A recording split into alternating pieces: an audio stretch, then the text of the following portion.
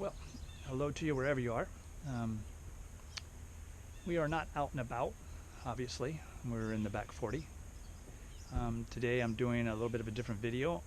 A lot of people have requested to be able to see the tusk I found in the previous video in its preserved state. So we're going to look at it, and I'm going to talk about the preservation technique that was used to get it in that current state that it's in. So hang on tight and let's go take a look at it. So there it is in its preserved state. And I think personally it came out very, very well. Now, in the video I measured it and I guesstimated it was going to be 36 inches long. It is right at 37 from the longest, the point here down through the center and up here to the longest point here is 37 inches. At its widest point, it is 13 inches in circumference. You can tell by these plates here that this was once even bigger, but slowly but surely some of these plates have been coming off. Here's the original break. I did just enough of repair to hold it, and it's holding up very well. There's a few pieces we'll look at in the back where they were loose, like this piece was very loose, and I just kind of was able to adhere it onto there. This is very, very neat. I like this area right here where you can see these grooves. I like that spot when I was looking at it in the river, and it looks even better now. Now there's something that I didn't show you on the river that is unique about this, and I left it unique because of that those little items that are adhered to it. So let's just go ahead and take a look at it here. I'll carefully flip it over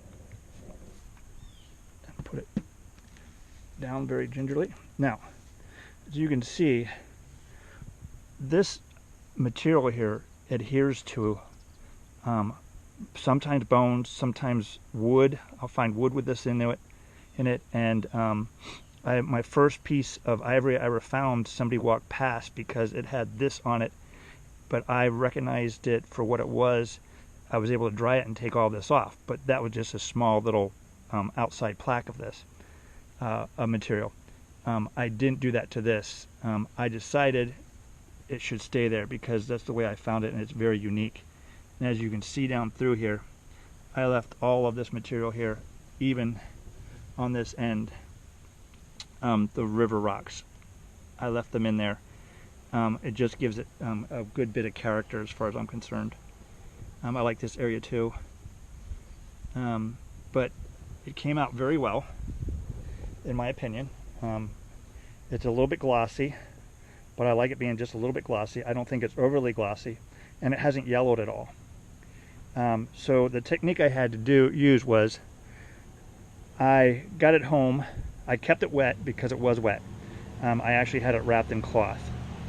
When I got it home, I actually put it in my garage, a cool, dark place. I put it on a shelf back in what we refer to as our tornado room, and I let it start to dry out. Now, I let it dry out about a day or two, and then I went down through, and about every 2 inches, I wrapped some wire ties. So some of you probably knows what those are, some of you might not, but it's just like a zipper type plastic, kind of like what you would see like police use as a plastic handcuff, only a smaller version of it. So I had to put 2 of them together to reach around here.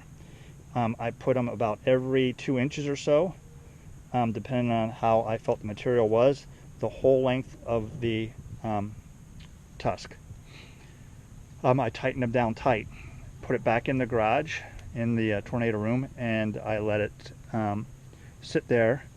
And every 2 days I came down, and what happens is it starts to shrink.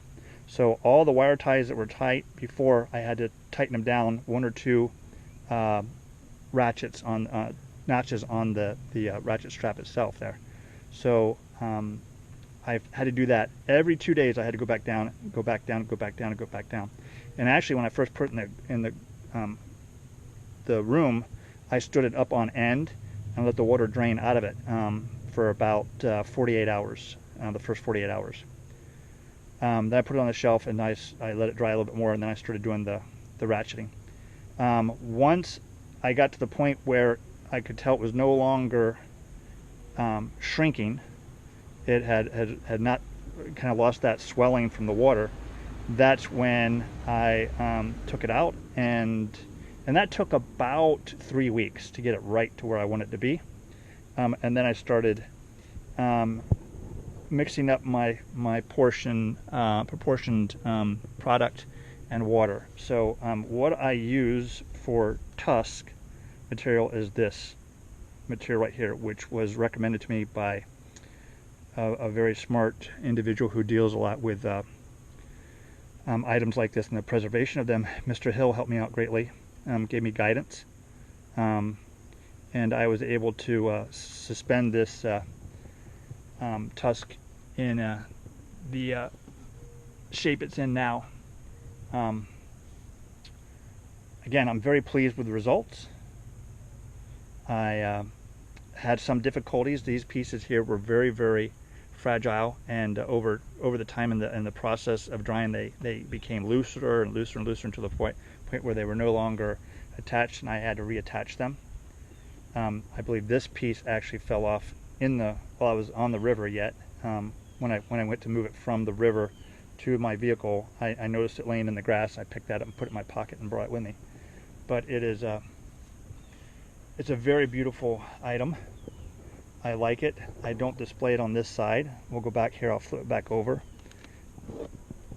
and I'll flip it back to the side where I display it. This is the side in which I display it in my home. It is a better looking side, but the other side is what I consider to be very interesting.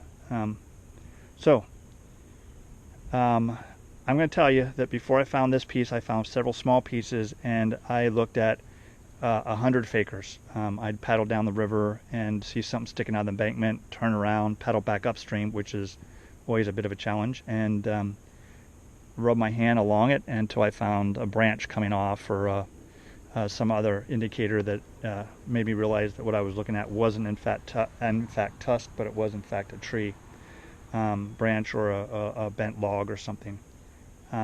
But I'm motivated because where there's one, there's obviously more. So I did go back to that place, and I looked around twice, and I didn't find any more of it there, which I really didn't expect to, based on my experiences on the river. So I will continue my journeys and continue looking. I imagine it's not going to be easy to find another one, because it took me 3 years to find this one. So there you are, one now very well preserved hunk of tusk. I do have a couple of subscribers, watchers, who are going to help me try to identify if this is a mammoth or mastodon.